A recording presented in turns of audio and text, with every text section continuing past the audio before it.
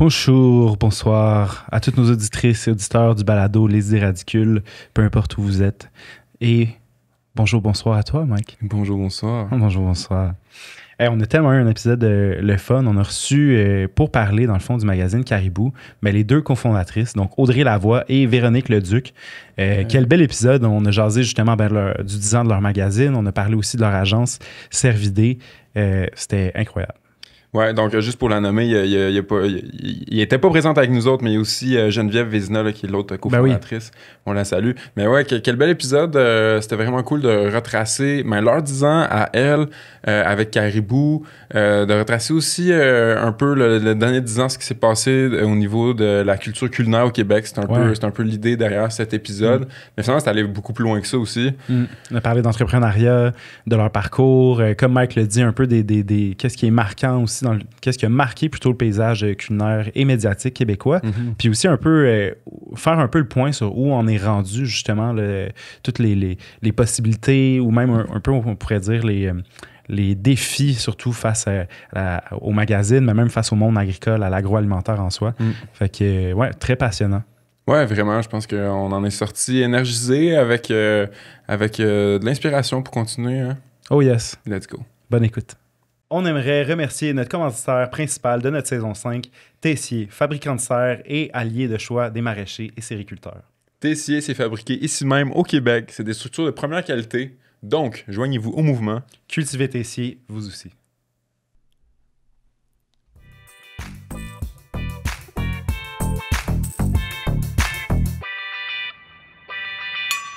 Une production Origine. Alors, nous sommes présentement en direct avec Audrey. Ben, pas en direct, hein, c'est un balado. Évidemment. Donc, on est avec Audrey. Salut, ça va bien? Ben oui. Et Véronique, comment ça va? Salut, ça va bien, vous autres? Ça va très bien. Content de vous recevoir avec nous aujourd'hui. Ouais, merci de venir nous jaser. Merci à vous. Merci de l'invitation. Yes. Alors, c'est ça, on commence direct avec la question qui est de base, mais qui nous intéresse quand même. Mais Caribou, comment est venue l'idée? Comment ça a été créé, tout ça? En fait, on était je pense que l'idée initiale venait de 4 journalistes. On était toutes à la pige où il y en avait au métro, on était tous dans le milieu, puis là, on parle de ça fait une douzaine d'années, là. Puis, moi, avec Geneviève, une des cofondatrices, on est encore amis, là, on était des très bonnes amies, on était à l'université ensemble, puis on écrivait beaucoup, sur différents sujets, le tourisme, bouffe et tout ça, puis on dirait qu'on était dans une période où à chaque fois qu'on proposait un texte un peu plus profond, genre hey, « j'ai rencontré un artisan, j'aimerais ça faire un portrait », on se faisait toujours répondre « super le fun, mais fais-moi un top 10 des terrasses de Montréal ». C'était vraiment ça la tendance. Fait que c'est le fun des fois, faire des tops, mais on dirait que j'étais comme « je veux pas faire juste ça ». C'est pas pour ça que je veux être journaliste, dans le fond. Puis je pense qu'il y avait un petit peu un constat similaire de la part de Audrey et Vincent. Puis moi puis Geneviève, on s'est parlé de cette idée-là. Puis on sortait aussi dans ce temps-là avec des gars qui étaient dans le milieu culinaire puis qui avaient des magazines genre Lucky Peach. On lisait ça, puis on était comme, hey, c'est vrai. Moi, je lisais Fricotte, qui n'est pas un truc de bouffe, mais un magazine français.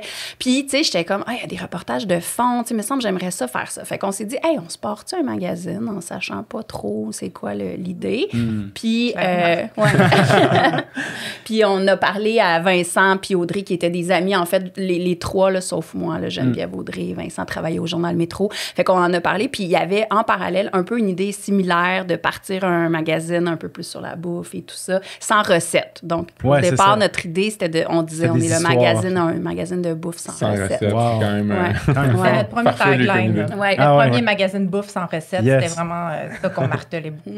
Très nice. Puis justement, tu as parlé de Lucky Peach, qui avait été lancé par Dave Chang et son resto Momofuku. L'autre que je connaissais un peu moins, Florette? C'était Fricotte. Fricotte, pas Florette. Français, ouais. Mais justement, mis à part ça, il n'y avait pas vraiment, dans le paysage médiatique, le culinaire, il n'y avait pas vraiment de place pour ça. Il n'y avait pas de magazine non plus qui existait à part des trucs justement de recettes. Non, mais tu sais, il y avait comme un nouveau mouvement un peu lancé par Nouveau Projet, là, tu sais, un magazine plus de culture générale et tout ça qui commençait commençait à avoir des éditeurs indépendants qui lançaient des magazines, tu sais, au-delà des magazines qu'on connaissait un peu plus des revues ou des choses comme ça. Puis ça aussi, ça nous a inspiré quand même ce mouvement-là de dire, hey, on peut nous-mêmes partir de notre média, tu sais. Donc, ça a été quand même une inspiration aussi. Oui, à l'époque, il y avait Urbania, puis il y avait un nouveau projet, puis on dirait que je pense que nous, on avait une espèce de volonté d'être entre les deux, tu sais, comme très funky puis très cérébral, mettons. Là, on avait comme un peu la volonté de proposer quelque chose entre les deux. Mais en culinaire, là, tu sais. Puis là, nous, on a aussi adopté le terme culture culinaire, qui était très, très peu, sinon pas utilisé à l'époque. Fait que, tu sais, c'était beaucoup... Si on parlait de bouffe, c'était pour parler de recettes ou de nutrition. Tu sais, c'était vraiment ça. Puis tu disais, le terme culture culinaire n'était pas tant utilisé, pas tant au Québec, ou il était juste, même en général, c'était pas nécessairement quelque chose qui faisait partie du vocabulaire? Mais au Québec, je pense, puis on l'a adopté dans une volonté de rendre notre magazine, les sujets de notre magazine plus sérieux, entre guillemets, là, tu sais, pas sérieux, mais plus profond, un peu le désir de parler d'enjeux puis de questions un petit peu plus profondes. Donc, c'était vraiment ça notre volonté au départ. Nice. Fait que c'est ça, c'était vraiment d'ouvrir la porte à plus que simplement le culinaire. Puis... Oui, vraiment, tu sais, le fait d'utiliser culture, on peut entrer dans l'histoire, dans le côté sociologique, tu sais, dans les portraits très humains. Tu sais, on trouvait qu'on pouvait aller... un moment donné, on a eu un numéro plus sur l'art. Tu sais, on pouvait aller un peu partout parce que c'est vrai que ça fait partie de notre culture. Fait que c'était ça notre volonté à la base. Puis qu'on a encore conservé. Là. On a vraiment gardé une ligne assez semblable à nos débuts, là, même s'il y a plein d'autres choses qui ont changé, puis tout ça. Mais ouais, la ligne directrice, fait que ça veut dire, je pense qu'on avait une bonne idée. Au départ, on l'aime encore. Nice. Ouais. Mais félicitations. Moi, je trouvais ça intéressant, tu sais, qu'on discute un peu, parce que là, tu sais, on voit qu'à, mettons, au niveau du paysage médiatique, culinaire, il n'y avait pas nécessairement tant grand-chose à ce moment-là. Mais c'était quoi aussi un peu l'état d'esprit au Québec par rapport à la culture culinaire en soi? Qu'est-ce qu'on ressentait, mettons, au niveau de la culture culinaire québécoise à ce moment-là? Ben nous, on sentait, puis c'était de là que partait aussi notre désir d'en parler, c'est qu'on sentait qu'il y avait vraiment une ébullition là, au Québec, il y avait 12 ans à peu près. Là, on voyait de plus en plus de chefs qui s'affirmaient dans le désir de faire de la cuisine québécoise. Il y avait, on parlait plus des agriculteurs, puis il y avait des mouvements aussi de plus d'agriculture un peu, je vais dire à la Jean-Martin Fortier, là, mais à plus petite échelle, alternative, tout ça. On sentait vraiment qu'il se passait quelque chose on a envie d'aller voir de quoi on est capable au Québec, puis pas juste copier les autres. Fait que, nous, on avait envie de... notre tagline, c'est « témoin de la culture culinaire québécoise », puis c'est vraiment ça, on avait envie d'être témoin de ça, puis d'en parler aux gens, là. Puis d'y participer, en quelque sorte. Oui, aussi, c'est ça. Comme vous étiez des acteurs... Oui, je pense que c'était pas comme dans nos idées de base. Là, je pense que là, ça fait 10 ans et un peu plus qu'on existe. Fait que oui, je pense que maintenant, on est comme... Les gens considèrent qu'on participe à ce mouvement-là, mais je pense qu'au début, c'était vraiment d'en témoigner. Nous autres, on est des journalistes, on n'est pas habitués d'être justement comme devant la caméra. Fait que je pense que l'idée, c'était vraiment de mettre en vedette les artisans, les restaurateurs, les vignerons et tout ça, tu sais. Puis aussi, pour répondre à ta question, tu sais, on sentait qu'il se passait quelque chose, mais on était très, très loin de ce qui se passe en ce moment. Tu sais, ça fait 10 ans. Ça passe vite et pas vite, là, mais tu sais, au final, en 10 ans, c'est fou comme ça a changé, ça, parce que dans notre premier numéro, notre thème, c'était origine, puis on avait eu un texte où on avait rassemblé certaines personnes du milieu, puis on leur disait, est-ce qu'on a une culture culinaire québécoise, tu sais?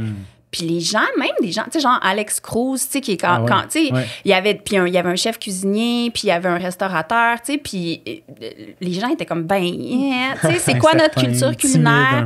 Ben, on dirait que c'était très dur à saisir, tu sais, puis mettons, quand on disait ça à des gens qui n'étaient pas nécessairement dans le milieu, tu sais, mettons nos parents, nos amis, tout ça, les gens étaient comme, on n'a pas vraiment de culture culinaire, là, tu sais, c'est quoi, vous allez parler de poutine dans ton numéro, tu sais, c'était vraiment comme, on parlait beaucoup moins, je pense, de la saisonnalité, on était moins conscients des aliments uniques au Québec. Tu sais, on était très peu fiers, je pense, encore à l'époque, à part peut-être des gens vraiment dans le milieu de la restauration et tout ça. Mais je pense que sinon, tu sais, monsieur, madame, tout le monde était comme très inconscient qu'on avait peut-être une unicité au Québec. Puis je pense qu'on se sentait encore très imposteur par rapport à l'Europe, par rapport à d'autres cultures culinaires, tu sais. C'est ça. On n'avait pas encore fait vraiment notre... comment dire, on n'avait pas quitté le nid un peu là, de cette culture-là dont on descend au niveau française, européenne, qui est quand même, il faut se le dire aussi, monumentale là, au niveau de la cuisine. C'est vraiment intéressant. Puis, là, justement, quand vous repensez à ça maintenant, puis qu'on parle de la culture culinaire québécoise, c'est quoi les mots qui vous viennent en tête là, qui sont comme les plus évidents, mettons? Ben là, je l'ai dit. Là. Ouais, pour moi, mais tu sais, puis on a fait l'exercice dans notre dernier numéro qui célèbre nos 10 ans, tu sais, les trois filles qui sont les cofondatrices, là, encore là, de Caribou. On s'est demandé, selon nous, c'était quoi, puis on a toutes des définitions différentes aussi. Il n'y a pas une bonne définition, mais moi, je trouve que c'est saisonnalité, pour moi, le mot le plus symbolique pour moi. Oui, on est très marqués par les saisons. C'est ça. Moi, je me rappelle plus qu'est-ce que j'ai écrit, mais ce qui me vient maintenant, c'est un peu la liberté, dans le sens qu'on n'est pas dans des carcans un peu comme dans d'autres cultures. Tu sais, nous, on essaie encore de se définir, puis on n'est pas encore sûr de ce qu'on est, mais on essaye des affaires. Tu sais, autant dans le monde du vin que dans le monde de l'agriculture qu'en restauration. Fait que, tu sais, on a une espèce de liberté d'essayer de toucher à tout, puis d'amalgamer plein de cultures différentes, puis de faire en sorte que ça fasse quelque chose qui est un peu à nous. Ben oui, c'est ça. À milieu du vin, je trouve que c'est un bon exemple parce que c'est vraiment ça. Tu sais, si t'es en France puis que tu veux faire un chardonnay, ben ton chardonnay doit respecter, tu dois rentrer dans une catégorie, tu dois rentrer dans une boîte qui est le chardonnay français. Après ça, quand tu arrives ici, il y a la liberté de pouvoir amener le chardonnay où tu veux, puis ça te donne des produits qui, au début, on était comme, voyons, mais qu'est-ce que... Puis là, on est vraiment fiers de ce qu'on est capable de créer avec notre unicité, justement. Oui, il ne faut pas comparer non plus. C'est ça. Il ne faut pas dire, c'est un cépage d'ici, mais il n'est pas comme celui en Europe. C'est ça qui est... Je pense aussi qu'on est en train d'apprendre par rapport au vin. Ben oui, puis le vignoble québécois, il y a 40 ans à peu près. Donc, c'est très jeune. Là, mais on a commencé à se dire, hey, on va arrêter d'essayer de faire des chardonnays français ou des pinots ou des... Fait qu'on s'est approprié des cépages différents, des techniques différentes. Comment on peut utiliser notre climat pour faire en sorte que nos vins ils nous ressemblent puis qu'ils soient... Tu sais, oui, ça donne des vins de soif, des vins frais, des vins un peu plus acides, mais tu sais, c'est notre palette à nous. Fait que, c'est ça qui est intéressant. Pas essayer de copier ce qui se fait ailleurs, mais d'essayer de trouver... Puis de sortir en plus aussi de notre espèce de justement d'héritage français, puis d'aller voir ce qui se fait ailleurs dans le monde, puis de là s'accrocher à d'autres cultures à laquelles on s'associait pas nécessairement, puis que maintenant, aujourd'hui, on y trouve, j'ai l'impression, des similitudes, tu sais, comme quand on va dans les pays plus nordiques, justement, de l'Europe. Puis c'est quand même intéressant, parce que même, je pense que c'est dans justement l'apparition du magazine que vous parliez même des termes qui ont évolué, tu sais, où qu'à un moment donné, on parlait des vins québécois comme justement étant des vins jeunes, tu sais, quasiment avec un caractère péjoratif, alors que maintenant, on s'est comme bâti un lexique pour pouvoir comme l'apprécier. C'est intéressant aussi, cette espèce de relation-là avec la parole. Tu sais, des fois, c'est vraiment le verbalisant en mettant des mots qu'on est capable de le caractériser adéquatement, d'être capable d'en profiter, de le saisir dans son essence. C'est vrai, oui. Puis, je trouve ça intéressant aussi, avant de... Dernière petite parenthèse. On aime ça, les parenthèses. On est des journalistes. Ben oui, c'est ça. Ben, tu sais, même, tu sais, le côté, justement, québécois d'hybridation, de créativité, tu sais, dans le fond, maintenant, est comme reconnu, tu sais. Puis je pense à certains produits. On a les produits de Caméline qui sont là. On a un ami aussi qui, même lui... c'est quand même intéressant. On l'a reçu aussi sur le balado. Lui, s'est rendu jusqu'au Japon pour aller voir comment il faisait des shoyu là-bas, miso, tout ça. Puis, tu sais, là-bas, c'est une tradition millénaire. Là. Puis, tu regardes les équipements, tout ça, c'est des barils de bois qui ont littéralement des centaines et des centaines et des centaines d'années, qui sont rendus habités littéralement par le terroir, tu sais. Puis, lui, après ça, il est revenu ici au Québec pour essayer de travailler ça. Puis, tu sais, il est retourné là-bas pour essayer de leur présenter. Puis, tu sais, pourtant, on sait que au Japon, il y a quand même un désir de maintenir des traditions, particulièrement au niveau culinaire. Il y a des fiches techniques, des itinéraires techniques à respecter, même chose pour les vins aussi. Mais une fois qu'il est arrivé avec un produit bien travaillé, qui était fait avec du pois jaune, avec de la caméline, qui était comme très ancré dans notre terroir, dans ce qu'on se faisait, dans ce qu'on fait ici plutôt, il capotait là-bas. Là, il comprenait comme pas, mais il y avait vraiment de l'intérêt, de la curiosité pour ce genre de ça doit faire du bien. C'est ça, mais c'est comme quelque chose de nouveau. Mais c'est vrai, c'est comme Audrey disait, on a cette liberté-là ici parce qu'il y a plein de choses En effet, c'est un bon exemple. Là, au Japon, en Europe, en Asie, qui sont faits depuis des millénaires de la même façon. Puis si on en déroge, est-ce que les gens là-bas aiment ça? Je sais pas. Sûrement que c'est difficile. Là, c'est ça. Alors qu'ici, on est en train de trouver des façons de faire des produits asiatiques, mais genre québécois. On est en train, les vins, même chose. Les alcools. C'est comme si tout est à faire, un peu. Puis on a le droit. qu'on peut essayer des affaires. On fait plein déjà d'affaires vraiment chouettes, mais on a encore beaucoup de place à trouver des alternatives ou à essayer des affaires, des nouveaux produits qu'on n'a jamais cultivés ici. Il y en a plein. Puis ça continue. Puis ça continue, c'est stimulant. Vraiment. Ouais. Un beau terreau fertile. Absolument. Puis vous l'avez nommé un peu, dans le fond, quand vous avez démarré Caribou, c'était vraiment le but, c'était d'être témoin de cette espèce de ces balbutiements-là, un peu de cette culture-là qui est en train d'émerger. Puis, mais si on revient même un petit peu avant ça, pourquoi Caribou? C'est quoi le fondement derrière ça, mettons? Le nom, tu veux dire? Ouais, le nom en soi, oui, exact. Hey boy. C'était un brainstorm, là, puis... Un brainstorm. Non, mais c'est... On était bien Yannick, encore un peu. Mais au début, c'était très organique, tout ça, là. On n'avait pas jamais parti d'entreprise, on savait pas. Puis je me rappelle tellement, c'est ça, Audrey est en congé de maternité, elle est venue nous rejoindre, puis vu qu'elle était en congé de maternité, qu'un très jeune bébé, on est allé à côté de chez elle, dans Hochelaga, puis là, on s'était comme un peu rencontrés pour parler, puis trouver des idées de rubriques, là, c'était vraiment de base. Puis tout de suite, on avait envie de trouver un nom, je pense. Fait qu'on avait 3-4 noms en lice. Puis c'est Caribou, on trouvait ça beau, on a aimé ça tout de suite. Ça représente, c'est un animal emblématique quand même au Québec, particulièrement pour les peuples autochtones. Après ça, c'est une liqueur qu'on boit au au carnaval. C'est aussi ce qu'il y a sur nos 25 sous. Les Français nous appellent les cousins caribous. Oui, c'est ça, j'étais curieux de il y a plein de significations qui nous rapportent à ici. Ou on boit du caribou dans des festivals plus pendant la saison froide. Oui, fait que, ça. on dirait que je suis comme naturellement... Puis, on aime encore énormément ce nom, franchement. Là. Puis, on voulait pas un nom qui fait trop bouffe non plus. C'était notre désir de se démarquer aussi, je pense, de ne pas avoir un nom trop... orienté. Oui, pas trop évident lié à la bouffe. On avait envie que ça soit... J'ai trouvé très drôle aussi de savoir que dans votre liste...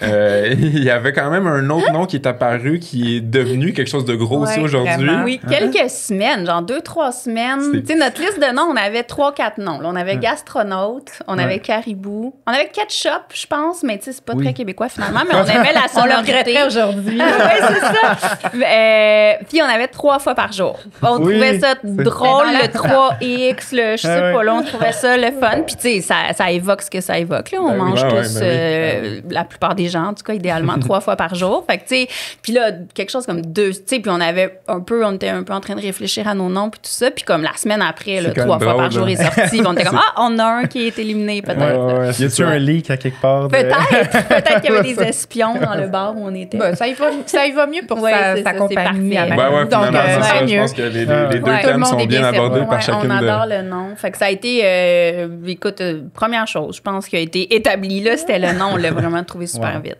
Puis là, mettons, les sujets, les rubriques, toutes les idées là, de contenu, on les a eues super vite. Le reste, ça a été compliqué.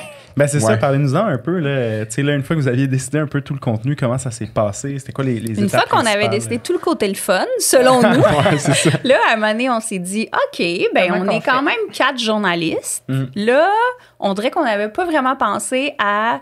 Comment on fait ça, une mise en page? Tu sais, comme nous, on n'est pas vraiment capable de faire ça. Comment on part une entreprise? OK, il faut faire imprimer. Comment ça fonctionne? Il faut s'enregistrer. La distribution. Tu sais, c'était comme on avait un peu le rêve de « Hey, ça va être super cool. On va se faire un magazine, puis on va choisir nos sujets, puis ça va être beau. » Mais là, après, fait qu'on s'est finalement...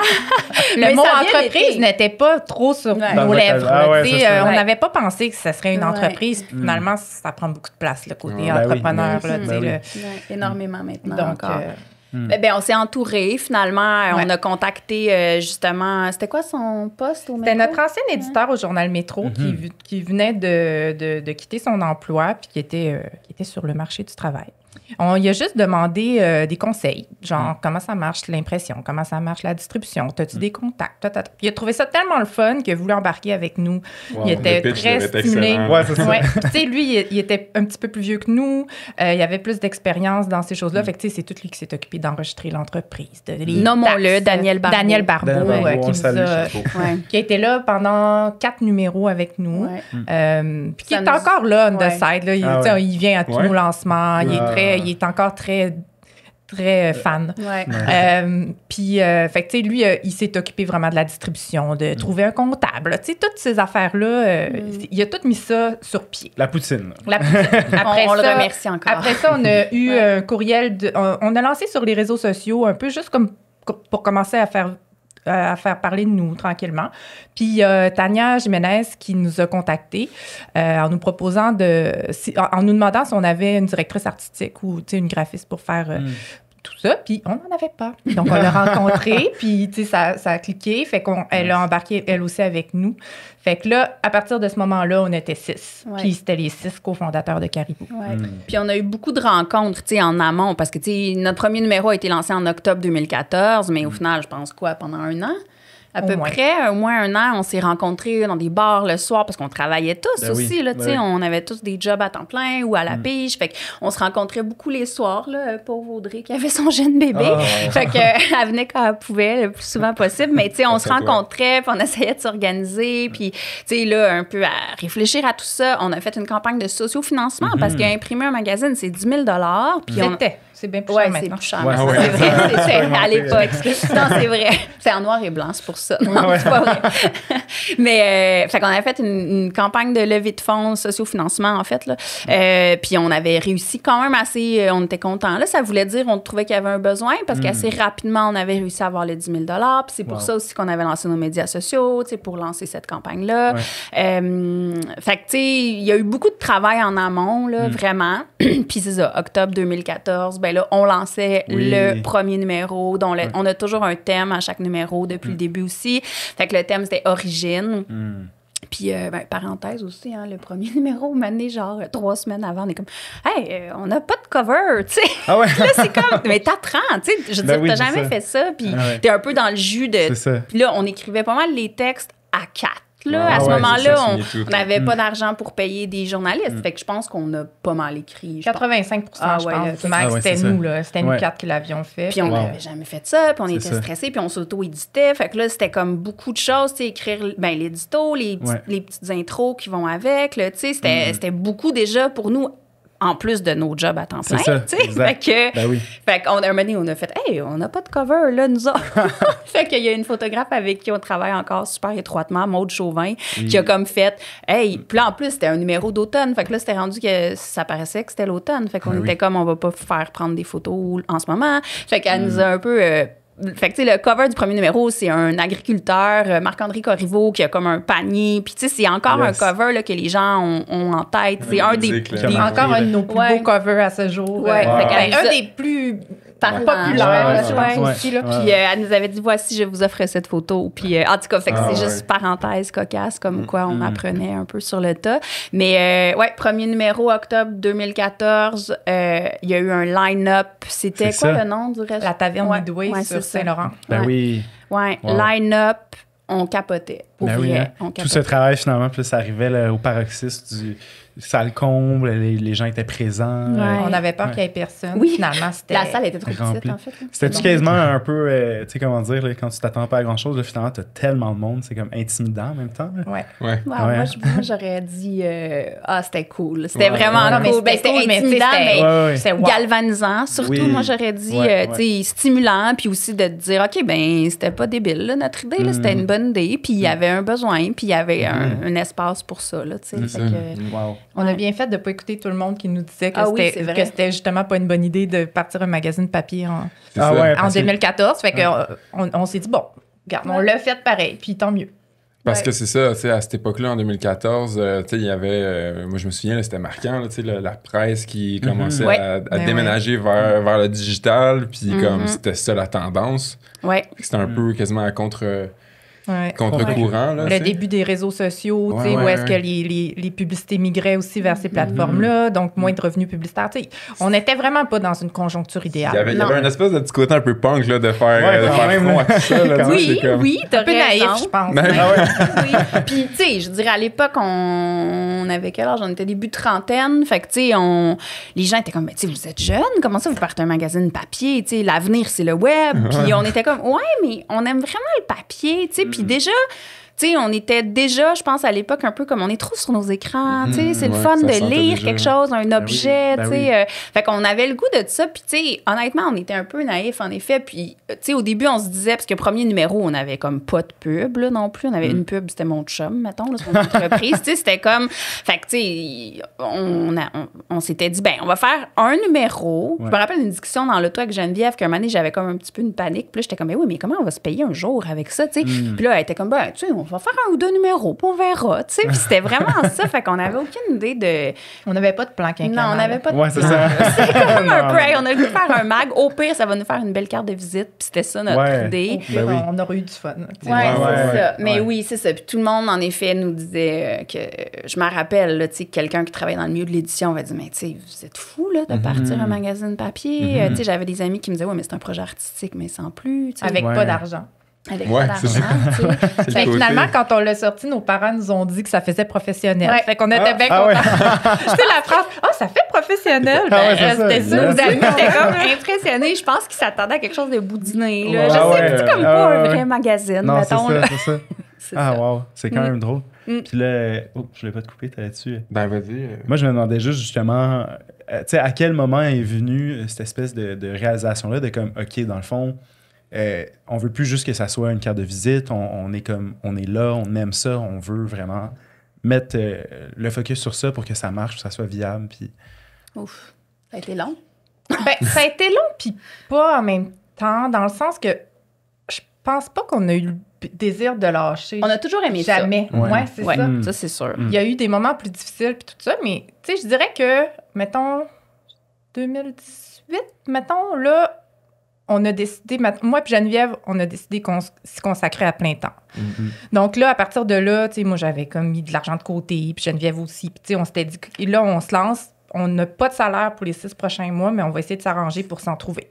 Okay. On s'était dit, si on le fait pas, ça arrivera pas. Tu sais, c'est soit on ferme ou soit on y va en ligne, puis on essaie. Fait qu'on a essayé, ça a marché. Yes. Mais tu sais, c'est aussi un peu à cette époque-là qu'on a commencé à faire plus des contenus pour d'autres personnes. Donc, tranquillement, le début de notre agence en création de contenu Servidé. Donc, tu sais, là, on a commencé à avoir des petites gigs par-ci, par-là, tu sais, on the side. Pardon pour les anglicismes. Des petits contrats sur le côté. Donc, là, ça a commencé à se mettre en place la structure un peu plus structurée. La structure plus structurée. Pardonnez-moi, là, tout ça. Mais bref, voilà. Fait que je dirais 2018. 2018, ça a été... Après 4-5 ans. Ouais. Mais tu sais, c'est ça.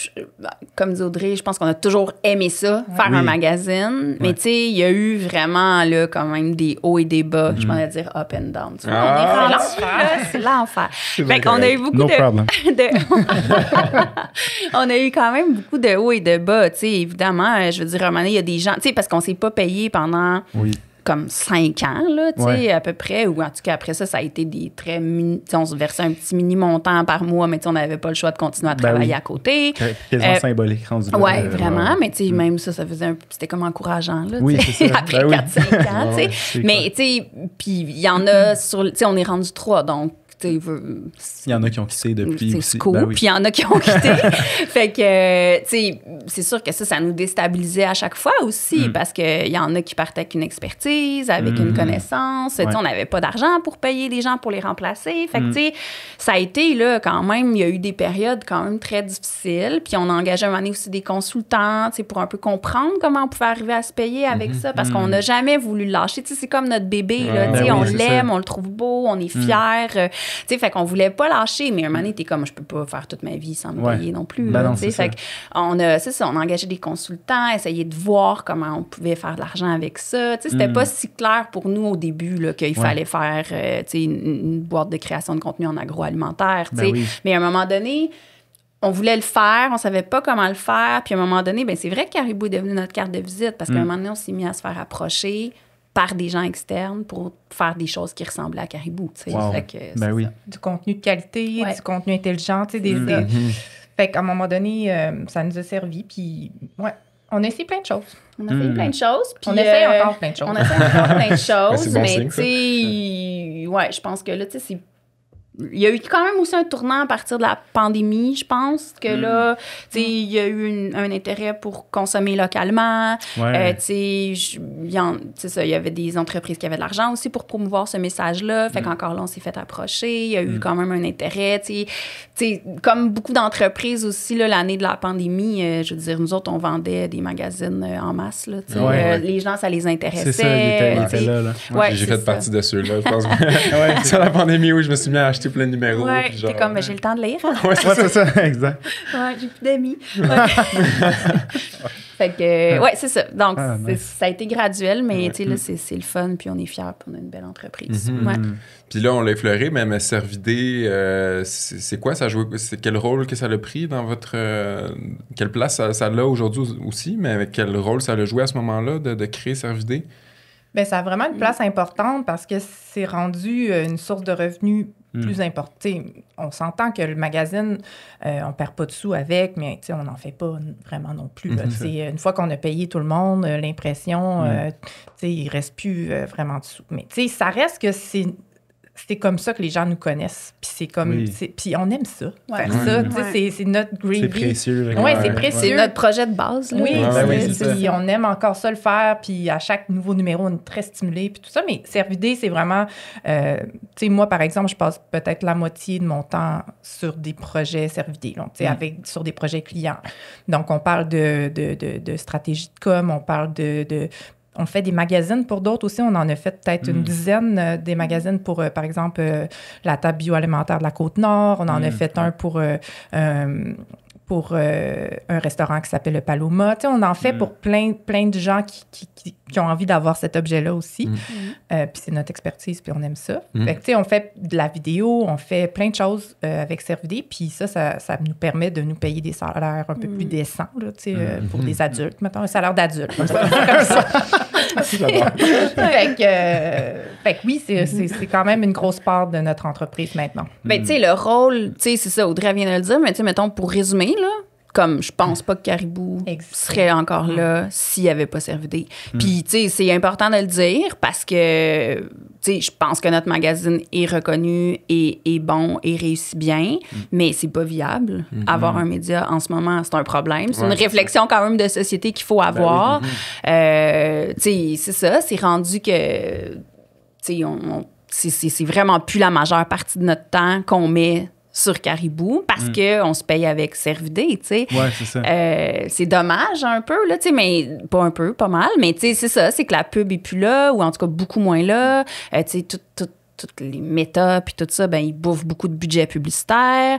Tu sais, le web, fait que c'est ça. Fait que c'est la réalité. C'est un rôle primordial parce que Caribou serait plus là si c'était pas de Servidé. On se paye avec Servidé. Mais on adore ça aussi, Servidé. Tu sais, tous les projets qu'on fait, ça nous nourrit beaucoup, puis ça nourrit Caribou et vice-versa. C'est comme parce qu'on travaille seulement en agroalimentaire avec Servidé. Fait que c'est vraiment de la création de contenu en agroalimentaire, mais la création de contenu avant que le terme soit repris par... on crée des contenus... C'est vrai. Je m'excuse, non, c'est pas ça que je veux dire, mais vous comprenez ce que je veux dire. Parce que le terme est un peu changé maintenant, mais on utilise ce terme-là depuis longtemps, mais... Ben oui. C'est qu'il est utilisé à une autre source aujourd'hui, des fois du contenu... C'est ça. C'est des contenus pareils, là. Ben oui, d'accord, mais nous, c'est ça. Exact. Fait que ça, on fait un peu le même genre de contenu avec Caribou, avec Servidé. Fait que ça nous nourrit aussi, puis on adore ça. Là. Fait on fait des beaux magazines. Puis, tu sais, veux pas, un moment donné aussi, les journalistes, les photographes, les illustrateurs qu'on connaît pour Caribou, ben des fois, on fait appel à eux pour des projets. Fait que, tu sais, les clients sont super contents, puis ils reviennent aussi parce que c'est des magazines de qualité ou des fois, on fait des pamphlets, des fois, on fait des parties de certains sites web. Fait que nous, ce qu'on aime, c'est communiquer puis parler de ces sujets-là puis des humains qui sont derrière. Fait que quand on se fait... C'est sûr qu'il y a des projets qui sont vraiment plus trippants que d'autres pour nous, mais tu sais, on est quand même capable aussi... Tu sais, s'il y a un projet qui nous ressemble pas puis qui ne fit pas avec nos valeurs, on va dire non. Vous avez l'opportunité de choisir ce sur quoi vous travaillez. C'est ça. Fait que c'est le fun. Toute l'espèce de toile d'araignée qui se crée autour de nous, puis qui va servir ou à Caribou ou à Cervidé. Tu sais, c'est vraiment le fun. Mais c'est vraiment inspirant, parce que je trouve qu'en plus, il y a beaucoup avec l'histoire que vous me racontez, il y a beaucoup de parallèles avec le monde agricole aussi en soi, tu sais. Puis je trouve ça comme inspirant de transposer ça là-dedans, puis dans le fond, de peut-être faire preuve de créativité aussi, parce qu'on œuvre dans un milieu qui, au final, est à la base très difficilement viable. On sent autant qu'il y a une crise des médias qu'on le sent que nous, en tant que... Où il y a une crise agricole, puis c'est comment patauger là-dedans. Ouais. Puis c'est plate parce que, tu sais, des fois, ben, j'en parlais en fin de semaine avec des amis même. Tu sais, t'es comme, tu sais, j'aime vraiment ce que je fais, là. Fait que c'est quoi, tu sais, comme, faut trouver une solution pour continuer à faire ça. Tu sais, moi, je le sais que je ferais pas d'autre chose. La seule chose des fois que je me dis que je ferais peut-être, ça serait justement jardiner. Il y a quelque chose, peut-être quelque chose en agriculture. C'est la seule autre chose que je me verrais faire peut-être. Mais des fois, t'es comme, hey, je me suis pas trompée. Là, je le sais que j'aime ça, qu'est-ce que je fais, je suis bonne dans ce que je fais.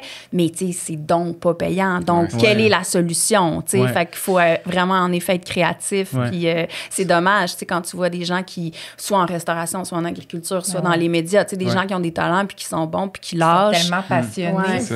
Je pense que ça doit être ça pour vous. Là. C'est la passion qui vous a amené là. Puis c'est ça qu'on a envie de raconter, nous autres, de raconter comment les gens sont passionnés par ce qu'ils font, puis comment ils changent le monde à leur façon aussi, puis de ne pas être capable de faire dessous avec ça. Encore plus pour vous, je pense. Vous nourrissez les gens carrément. Comme à quel point c'est important. Ben oui, y a-tu un métier plus important? Puis c'est pas apprécié encore à sa juste valeur du tout, je pense. C'est ça. Ben, autant que non, dans le sens général, qu'il y en a du monde que, on va le dire, des fois, c'est ça notre paye, mais c'est du monde qui sont ultra reconnaissants, qui te font vraiment comme... Ils te font voir à quel point c'est essentiel ce qu'on fait. Les échanges humains forts aussi, que ce soit dans les marchés, les clients, même avec les restos aussi. C'est nourrissant, mais tu peux pas payer ton loyer en reconnaissance. C'est ça, exactement. C'est nourrissant, juste pas habitable. Encore là, c'est dans le même principe où nous autres ici, on est comme, bon, mais comment qu'on va rendre ça viable, ce projet-là? Ben là, souvent, ça sort de nourrir le monde directement, puis c'est comme, bon, ben... activité connexe, OK, on fait des petits produits transformés, on va faire des visites à la ferme. Fait que, on sort de ce créneau-là principal qui nous passionnait longtemps pour pas se... C'est comme des compromis un peu, là, mais qui continuent à s'en brancher, mais qui sont un peu différents de ce qu'on voulait faire initialement. Qui fonctionne, fait que, on pense qu'il va fonctionner. Mais qui augmente quand même la charge de travail aussi, puis la charge mentale, tu sais. Complètement. Tu diversifies, là, tu t'embarques dans d'autres choses. C'est comme ce qui me faisait faire des parallèles, tu sais, c'est quand vous avez créé Cervidé, justement, là, c'est dit, OK, on va utiliser une petite expertise, puis on va comme développer quelque chose, mais là, tout le coup, c'est comme c'est un autre bébé qui est né, là, complètement. Fait que c'est fou aussi, là, de se dire, OK, on va essayer de faire vivre le premier projet avec un nouveau projet, tu sais. Là, c'est comme... Puis, tu sais, une chance qu'on l'a fait plus tard parce que, tu sais, évidemment, on est meilleur pour éditer, pour tout gérer. Tu sais, on a comme un peu trouvé notre air d'aller. Quoique là, en ce moment, le magazine, il part dans 3 semaines en dépression. On est un peu... c'est comme on est dans le rush, là. Mais, tu sais, c'est sûr qu'au début, on n'aurait pas pu faire tout ça, là. Tu sais, c'est comme là, on a quand même une assurance, une rapidité, une expertise pour l'édition de texte. On est plus rapide, tu sais, on sait comment ça marche. On a nos collaborateurs qu'on le sait qui font une bonne job, tu sais, parce que oui, c'est une charge de travail, c'est plus d'heures, c'est plus de temps, c'est plus de...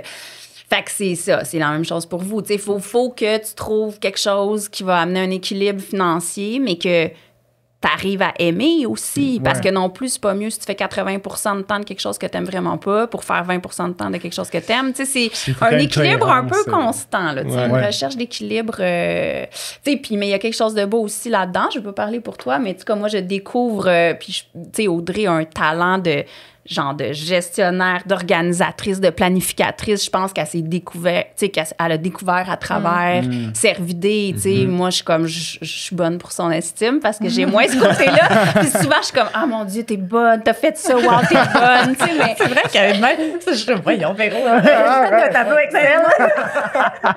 Mais moi, j'admire ça parce que je suis un peu comme, tu sais, la journaliste qui veut juste bien bonne pour moi. Oui, c'est ça. Mais tu sais, des fois, c'est beau aussi de voir que les gens autour de toi, ou tu sais, que toi, tu découvres quelque chose que tu pensais pas que tu avais ça en toi, mais que, tu sais, c'est ça, que tu arrives à aimer quelque chose d'autre aussi. On s'est découvert beaucoup de talents qu'on n'aurait pas soupçonnés. Confronté des fois devant les épreuves, c'est là que l'étoffe ressort véritablement. Moi, j'aimerais ça aussi jaser un petit peu plus avec vous, là, qu'on vienne vers l'essence de Caribou, plutôt sur vos 10 ans. Je trouvais ça intéressant de savoir, tu sais, je sais que techniquement, on n'est pas supposé de ça, mais vous avez-tu genre des coups de cœur, là, comme des gens que vous savez que genre d'année en année, genre vous aimiez revenir à, ou juste une espèce d'attraction particulière, mettons. Dans le monde agroalimentaire. Dans le monde agroalimentaire. Genre, je sais pas, Colombe ou autre. Ah, c'est sûr qu'il y en a qu'on a souvent... Colombe, là, on est une qui s'est souvent retrouvée dans nos numéros. Ouais. Vraiment beau numéro d'ailleurs. Oui, c'est ça. On dirait qu'il n'y a rien qui me... il y a plein de noms, mais on dirait qu'il n'y a personne qui me vient. On a souvent... C'est sûr qu'on a comme développé des relations, des fois, avec certains. Tu sais, mettons, je pense à Dany Saint-Pierre, qui était quand même là à nos débuts, tu sais, dans notre cercle d'amis, dans nos débuts. Puis, tu sais, il a comme écrit l'avant-propos dans le numéro des 10 ans, puis il était là au lancement, tu sais. C'est le fun, tu sais. Je pense au gars de La Récolte, tu sais... Étienne Huot et... En tout cas... Denis. Oui, Denis, bravo. Avec un... mais tu sais, genre Denis, je l'ai rencontré, il travaille... bon, je suis pas obligée de nommer les places, là, mais en tout cas, il travaillait dans un resto où j'étais allée récemment, puis tu sais, il m'a reconnu, puis il était full content, puis il m'a amené une petite pâtisserie, puis j'ai laissé un caribou, puis tu sais, eux autres, ils étaient là à notre premier numéro aussi, tu sais, fait que... moi, je pense, là, vite comme ça, à Josée Di Stasio, par exemple, qui a été notre rédactrice en chef invitée pour le numéro 6, le 6e numéro, donc on était encore jeune. Puis elle nous a fait confiance. On était très impressionnés pour le numéro Montréal. Puis elle a dit oui, elle a accepté avec tellement de générosité. Puis après ça, là, elle est sur le cover, la couverture de notre numéro Recevoir, le numéro 18 qui est sorti l'année passée. Fait que, tu sais, elle accepte pas toutes. Josée Di Stasio, mais tu sais, nous, elle nous a donné, des belles opportunités. Fait que ça, c'est toujours des belles rencontres. Il y a Bernard Lavallée, le nutritionniste urbain. Ça, il était zéro connu, là. Tu sais, il commençait à faire ses trucs, tu sais, en même temps que nous. Puis moi, je trouvais ça vraiment le fun, qu'est-ce qu'il faisait. Puis là, en parallèle, il m'écrit « Hey, tu sais, vous avez un magazine, est-ce que, tu sais, on pourrait se rencontrer? » Puis je me rappelle, avec Vincent, puis moi, on était allés prendre un café avec lui. Puis là, j'étais comme « Hey, je t'aime tellement déjà. » Tu sais, comme, tu sais, un petit coup de foudre professionnel. Puis il collabore avec nous depuis. Depuis le numéro 1, là, il est toujours là. Il a été rédacteur en chef aussi, invité à un moment donné pour le numéro futur. Tu sais, même, là, il a écrit, là, il est notre chroniqueur là, depuis 2 numéros, tu sais, comme régulier dans les numéros. Fait que, tu sais, c'est comme, tu sais, il y a Julio B. Aussi, Julio B qui fait nos recettes depuis, qui travaille avec nous. Elle écrivait comme journaliste au départ. Puis maintenant, ben, elle fait toutes nos recettes sur notre site web parce que oui, maintenant, on a quelques recettes 100% locales. Elles sont tellement bonnes. Essayez-les pour vrai. Oui, pour vrai. Fait moi, que dans le c'est numéro le fun. 10, c'est quoi? À la meringue avec les argousiers, tarte à la meringue, argousier. Le gâteau. Notre gâteau de fête. Oui, c'est ça. Oh my God. Un gâteau aux carottes, mais pas un gâteau aux carottes. C'est une confiture de carottes qu'il y a au milieu avec un gâteau. C'est vraiment très délicieux. bon. Mais les recettes sont toutes comme hier au bureau, on a fait les shoots pour on prenait en photo les 3 recettes qui vont être dans le prochain numéro parce que là, ça fait 2 numéros qu'on a décidé d'inclure aussi une section avec 3 recettes puis quelques conseils, plus des outils aussi là, à la fin de nos numéros. Puis fait que là hier, c'était le shoot au studio, fait que là on cuisine, c'est pas nous, mais quelqu'un cuisine les recettes, puis là ils font le stylisme, puis là ils ont pris les photos qui sont magnifiques, puis là on a dîné, on a mangé ça pour le lunch, puis c'est comme toutes les recettes pour vrai sont bonnes, puis c'est réellement 100% local, il y a pas un morceau de citron là. Des fois, tu vois des recettes sur les recettes. C'est super local. Puis quand t'as les ingrédients, non, ça marche pas. Là. Il y a du citron, du vinaigre balsamique. Ben oui, c'est ça. Ça marche chocolat, mais nous. Yes. Fait que c'est quoi qui vous a fait un peu revenir sur votre ce qui était quasiment un motto au début là, on magazine sans recettes, puis là ben, finalement on intègre les recettes. On se les fait demander. Ah ouais, carrément. Tu sais, les gens me disaient pourquoi il n'y a pas de recettes? Puis on voulait pas faire des recettes pour faire des recettes parce que premièrement, c'est pas notre expertise. Puis tu sais, nous, c'est pas moi puis Féro qui allons créer des recettes. Non, fait qu'à un moment donné, on a commencé à créer des recettes avec les Minettes, qui sont nos amies qui ont une boutique à Sainte-Rose. Puis, elles avaient envie de commencer à cuisiner des recettes 100% locales. On a commencé comme ça, puis tu sais, ça a bien fonctionné juste sur le web au début. Puis, on a décidé de créer des recettes vraiment sans ingrédients d'ailleurs, parce que c'est vraiment ça notre ligne directrice. Puis, on s'est dit, il n'y a personne qui fait ça. Des recettes 100% locales, il n'y en a pas. Fait qu'on s'est dit, si on doit faire des recettes, il faut se distinguer, puis ça va être comme ça qu'on va se distinguer. Fait que ça a fonctionné. On a trouvé ça vraiment le fun. Puis après ça, Julie est embarquée avec nous. Les minettes, à un moment donné, ils étaient débordés. Ils ont beaucoup de pain sur la planche. Ils sont très dynamiques. Fait que là, on a demandé à Julie quelques recettes de son site web. Puis là, elle a eu envie. Julie, elle adore ça, créer des recettes. Fait qu'elle a eu envie. Elle aussi, elle en a beaucoup dans son assiette. Mais créer des recettes, c'est son bonbon. Elle adore ça. Fait que, puis nous, on adore ça qu'elle en fasse pour nous. Fait que ça fait 3-4 ans, je pense, maintenant. Ça fait longtemps. Puis là, on a décidé... Parce qu'avant, on avait toujours un numéro hors série. Comme à chaque 18 mois, on avait un numéro hors série. Puis on avait 2 numéros réguliers par année. Puis depuis l'année passée, à un moment donné, on était dans une retraite créative. Je dis aux filles, hey, je m'en vais aux toilettes. Je reviens, genre 5 minutes après. Puis là, les 2 filles sont comme, hey, finalement, on a décidé qu'on allait comme mixer nos numéros réguliers puis notre hors série parce que Puis on avait comme des raisons pour ça. Mais tu sais, diminuer une espèce de charge de travail déjà. Puis on se disait, ben tu sais, les gens, ils en veulent des recettes. Puis aussi, on trouvait qu'après 10 ans, dans le fond, on a lancé ça à notre numéro 20 ans, qui était notre numéro célébration, tu sais, de vraiment comme mélanger les 2 formats, parce qu'on s'est dit, tu sais, les gens, là, il y en a là, qui sont abonnés depuis 10 ans, là, ils nous lisent, là, ils commencent à connaître la culture culinaire, ils commencent à comprendre, mais à un moment donné, si on leur donne pas, nous, les outils, concrètement, de comment localiser telle affaire, ton smoothie, ton burger, tu sais, c'est quoi la marque de Stimson, c'est quoi la voix nue, c'est quoi, tu sais, puis donner des recettes, mais tu sais, on s'est dit, bon, aller les chercher ailleurs, là, ces outils-là, si on leur donne pas. Fait que là, c'est comme nouveau. Fait que le magazine 100% sans recettes a maintenant quelques recettes. Mais c'est le fun. Cool. Ça fait un renouveau aussi, là, un peu de se renouveler. Ça fait du bien. Oui, clairement. Puis, tu sais, c'est le fun, comme tu dis aussi, d'ouvrir la porte sur, là, après ça, concrètement, comment utiliser les produits, comment... Exact. Tu sais, bravo. Ouais. Je trouve ça cool, en tout cas. Fait qu'on a nommé maintenant une section inspirée, outillée. Exact. Il n'y a pas beaucoup de créateurs de recettes qui cuisinent avec le verjus ou avec que du vinaigre de cidre ou des huiles locales. Fait que c'est intéressant. Tu as ça dans ton garde-manger, mais c'est le fun de les utiliser, du poivre des dunes. Ben oui, c'est ça. Puis pour vrai, c'est cool aussi parce que combien de personnes, tu sais... je sais pas, je pense à ma mère, justement, avec l'huile de caméline, les graines de caméline, exact, que ce soit avec l'onde crispée, tu sais, peu importe. Mais qui arrive, qui est comme, OK, cool, je l'ai acheté, mais là, comme... Qu'est-ce que je fais avec? Je sais comme pas vraiment quoi faire avec ça, dans le fond, là, tu sais, puis là, de temps en temps... Les dosages aussi. Alors, la maman de Jean-William, c'est cariboumac.com. Oui, c'est ça, j'allais dire, elle doit aller sur Caribou, parce que, tu sais, vu que Julie a fait juste des recettes juste avec des trucs québécois, ben là, c'est sûr que ces ingrédients-là, ils reviennent plus souvent, tu sais. C'est ça. Parce que c'est ça, ma mère, c'est un peu la même chose. Puis là, elle achète, là, puis là, pour une recette, puis après ça, c'est comme, OK, c'est le fun, mais je sais plus quoi faire. C'est pour le display. Mais ça montre qu'on est encore en apprentissage, tu sais, au final, tu sais, c'est ça, tu sais, comme, mettons... pourquoi tout le monde utilise de l'huile d'olive, tu sais? Je veux dire, moi aussi, j'en utilise, là. Mais tu sais, on a plein de bonnes huiles, mais c'est dans nos habitudes. Oui, encore, mais oui. J'aimerais ça. On arrive, ça passe tellement vite, on arrive déjà tranquillement vers la fin de l'épisode.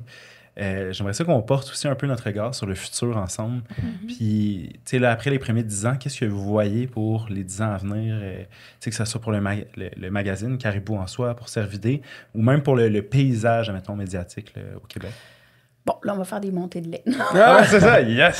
Non, mais pour vrai, tu sais, et Audrey et Geneviève, dans les 2-3 derniers mois, c'est rare qu'on fait ça, mais tu sais, on veut le faire plus aussi parce que là, on commence à sentir qu'on a quand même une expertise aussi, là, tu sais.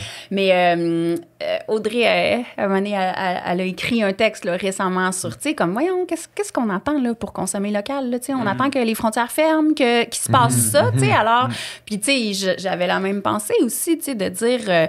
ben, tu sais, il y a eu la pandémie, là. Moi, je trouvais ça super anxiogène d'aller à l'épicerie puis de voir des trucs, tu sais, des étagères complètement vides. Puis là, j'étais comme, ben, c'est un problème, là. Si les frontières ferment, s'il arrive une autre affaire de même, s'il y a quelqu'un à côté de chez nous qui veut faire des tarifs, tu sais, comme un... Mais pourquoi on consomme pas plus... Puis pourquoi on n'est pas plus autosuffisant, tu sais? Puis les gouvernements, ils ont des idées, ça se passe pas, c'est compliqué, ça marche pas, tu sais. C'est ça. Fait que on attend d'être en crise avant de moi, c'est ça que je trouve. Pourquoi attendre d'être en crise?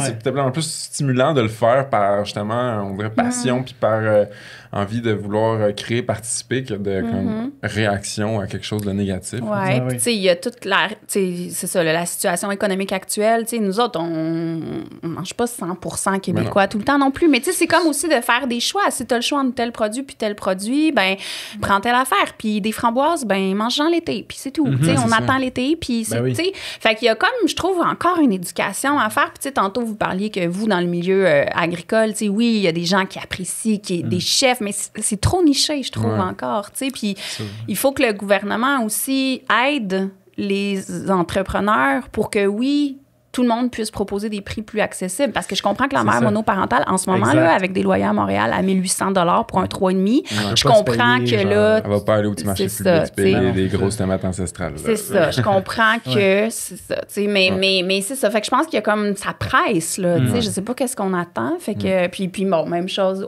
Geneviève, elle a écrit un texte plus sur les magazines, puis, tu sais, sur l'importance des magazines, puis que là...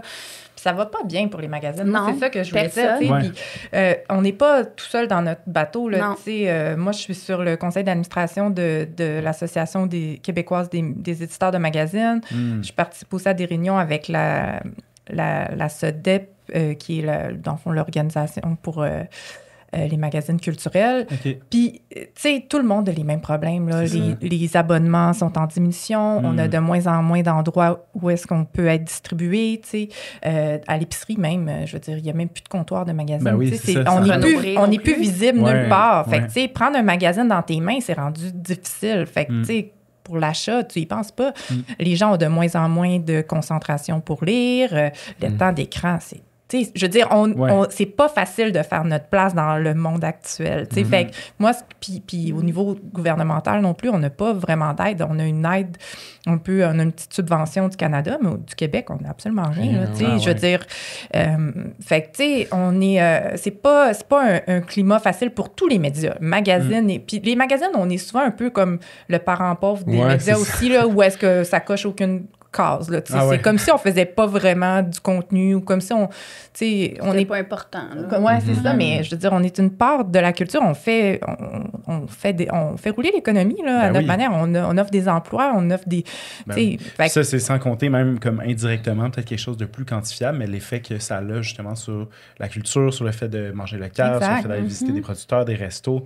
Après ça, il y a comme un ruissellement de ça qui est comme qui est énorme, en fait. Puis tu sais, un exemple, il y a, je sais pas, 1 an ou 2, là, à un moment donné, ça allait pas si bien, là, nos finances, puis tout ça. Fait qu'on a comme fait une vidéo, à un moment donné, Caribou, les 3 filles de Caribou, pour dire, tu sais, campagne de soutien, tu sais. On s'est dit, comme la presse le fait, les gens le font, tu sais. Puis là, nous autres, on était comme un peu gênés de faire ça, mais on s'est dit, tu sais, comme on a besoin d'un petit coup de pouce. Mais c'était aussi une campagne de soutien en voulant dire, ben abonnez-vous. Parce que vous dites que vous nous aimez, puis mettons, on demande, êtes-vous abonné? Puis là, les gens sont comme, non. Ben là, j'ai pas eu le temps. Ça fait longtemps que. Mais on est comme, OK, mais chaque abonnement va compter. Fait qu'on avait fait comme une vidéo un peu pour dire, ben, tu sais, ça va pas super bien, tu sais. Puis là, les gens, il y avait plein de monde qui était comme, mais mon Dieu, allez-vous fermer, tu sais. Fait que c'est comme, c'est quand tu dis que là, peut-être tu vas fermer, ou quand il y a des entreprises, c'est des petites entreprises agricoles ou aussi des fois qui sont comme, on ferme, tu sais, on entend souvent, ou des restaurants, mais c'est là que les gens, ils réalisent que, il aurait fallu y aller, il aurait fallu s'abonner. Le premier sujet que tu as abordé finalement, c'est que tu attends d'être confronté à quelque chose de problématique pour réagir. Pour incorporer, Puis c'est ça, je pense qu'il y a aussi, il y a de quoi dans le fait d'être dans des réalités quasiment parallèles, là, en guillemets, où que, si moi, j'ai pas conscience de qu'est-ce que c'est faire un magazine, de qu'est-ce que c'est opérer une ferme, puis j'ai pas nécessairement ce contact-là, ou ce désir-là de comprendre plus, mais ça se peut qu'avant qu'on me dise, hey, on a besoin de se mobiliser, de mobiliser notre communauté pour faire de quoi parce que ça va pas. Clairement, cette réalité-là peut m'échapper. Oui, puis je pense que les gens comprennent pas dans ces exemples-là la valeur du travail. Tu sais, que oui, ça vaut peut-être le 20 cents de plus, là, mettons. Tu sais. Fait que c'est ça. Mais puis bon, sur une note plus positive. Justement, tu sais, je trouve qu'il y a tellement des belles initiatives, des artistes, des journalistes, des illustrateurs, des agriculteurs, des restaurateurs. Tu sais, il y a tellement de belles choses qui se font, puis desquelles il faut être fier, tu sais, que moi, c'est là-dessus que j'ai envie qu'on planche, puis qu'on focus là-dessus, là, surtout avec ce qui se passe en ce moment. T'es comme, hey, on peut-tu être fier du Québec et du Canada? On peut-tu consommer localement le plus possible? On peut-tu être pas dépendant de d'autres? Puis, tu sais, aussi, on entend beaucoup parler en ce moment que la culture d'un peuple est importante, tu sais, comme si on veut pas... Les gens qui veulent pas ressembler à notre voisin, ben on peut-tu comme vraiment se concentrer sur notre culture à nous, puis être fier, puis la faire rayonner, puis, tu sais, on n'est pas à vendre, puis on... Tu sais, c'est ça. Fait que moi, je trouve qu'il y a quelque chose d'inspirant là-dedans, mais tu sais, il faut être une gang à aller vers ça, je pense. Puis moi, pour conclure, j'ai envie pour les 10 prochaines années. J'ai envie de continuer à travailler avec Véro et Geneviève. On a un trio qui marche, on a un trio le fun, on travaille bien ensemble. Fait que je trouve que je nous souhaite de continuer à travailler ensemble sur tous les projets. C'est beau. Oui, c'est beau. Ouais, on se complète bien, on s'amuse. C'est ça qui compte aussi. Hein? Ben oui. Il faut. Merci tellement d'avoir été avec nous, d'avoir pris du temps malgré l'horaire chargé, les parutions qui arrivent. C'est tellement apprécié, c'est un réel plaisir. C'est un honneur même de vous recevoir. Ça m'a beaucoup inspiré aussi. Autant dans vos histoires, le magazine en soi, même aussi dans le parcours entrepreneurial. Là, je trouve que ça apporte beaucoup c'est rassurant, c'est le fun. Ben, merci à vous d'avoir pensé à nous. C'était vraiment le fun. Oui. Merci d'avoir été des nôtres pour cet épisode du balado Les idées ridicules. Pour rester à l'affût de tous les épisodes à venir, vous pouvez vous rendre sur le site web d'Origine au www.origineqc.ca et évidemment, vous pouvez vous abonner aussi aux pages Facebook, Instagram et YouTube d'Origine. Tous les liens vont être dans la description de l'épisode. Vous pouvez aussi écouter Les idées ridicules sur Spotify, Apple Podcasts, Balado Québec et YouTube Music. Et si vous aimez ce balado et vous aimeriez nous soutenir, vous pouvez vous abonner à notre page Patreon. Donc, c'est sur patreon.com/idéesridicules. On veut dire aussi un gros merci à la formidable équipe des studios SF. Merci. Et un encore plus gros merci à notre équipe, à nous qui sont derrière le micro. On parle de notre coordonnatrice Camille Cloutier et de nos productrices Alissa Martel et Safia Barou. Fait qu'un gros merci. Merci la gang. À la prochaine.